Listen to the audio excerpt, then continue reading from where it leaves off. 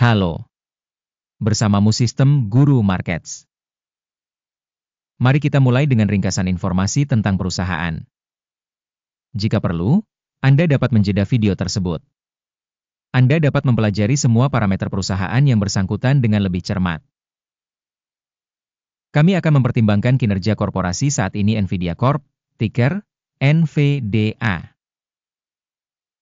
Peninjauan dilakukan dengan menggunakan data terkini per 23 Maret 2025.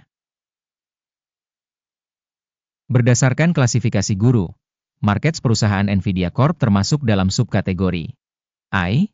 20 organisasi berpartisipasi dalam penilaian ini cukup representatif. Kita akan melihat solusi pemesanan di akhir video ini. Hasil keseluruhan untuk perusahaan yang diteliti adalah sebagai berikut, 3,5 dari 10 poin. Hasil rata-rata untuk subkategori adalah 3,5 poin. Jika Anda melihat secara luas, dalam keseluruhan pasar secara keseluruhan, Anda dapat melihat bahwa hasil rata-rata pasar secara keseluruhan adalah 1,9 poin. Terhadap skor perusahaan sebesar 3,5 poin Nvidia Corp.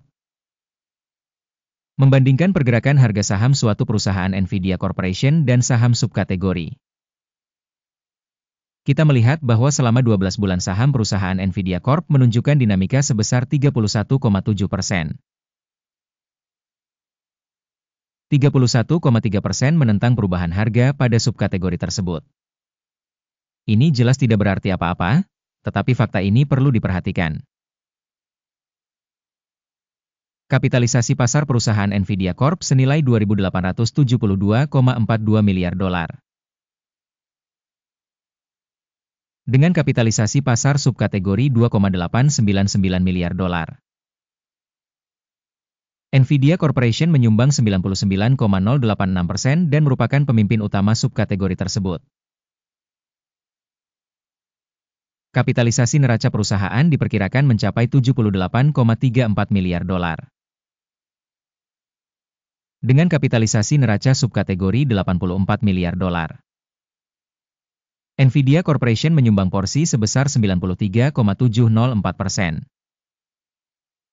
Setelah melakukan perbandingan pangsa pasar dan nilai buku yang ditempati, kita dapat melihat sebagai berikut. Bagian yang ditempati Nvidia Corporation pada subkategori penilaian nilai pasar sebesar 99,086%. Kapitalisasi neraca sebesar 93,704%.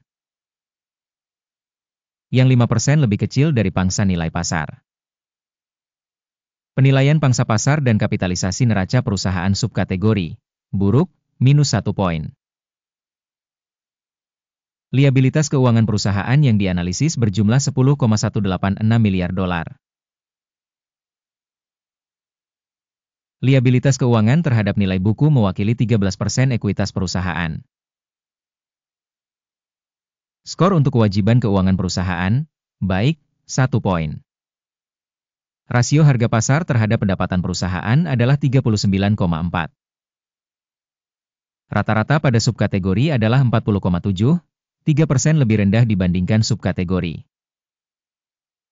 Penilaian nilai pasar saham perusahaan terhadap keuntungannya dibandingkan dengan organisasi pada subkategori, baik, 1 poin. Keuntungan selama 12 bulan terakhir berjumlah $72,894 juta. Proyeksi pendapatan untuk 12 bulan ke depan diperkirakan sebesar $107,933 juta. 48,1% lebih banyak dibandingkan saat ini.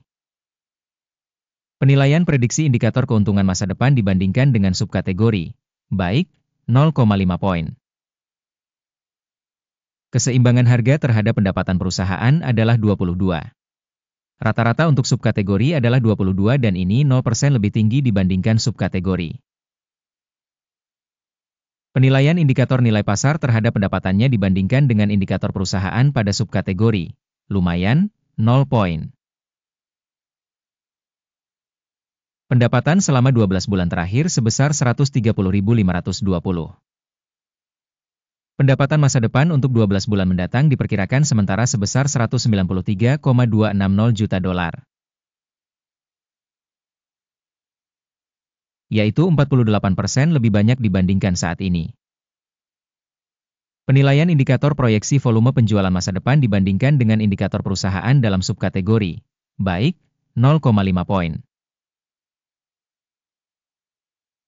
Marginnya sebesar 55,9%, dengan rata-rata pada subkategori 54%. Perbedaan antara rata-rata subkategori dan kinerja perusahaan adalah 1,9%. Penilaian marginalitas dibandingkan dengan indikator pada subkategori, baik, 0,5 poin. Pangsa perusahaan berdasarkan jumlah personel pada subkategori tersebut adalah 53,4%. Ini 86% lebih kecil dari pangsa kapitalisasi pasar. Dan hal ini mencerminkan ketidakseimbangan harga tukar organisasi saat ini Nvidia Corporation, mungkin menuju revaluasi.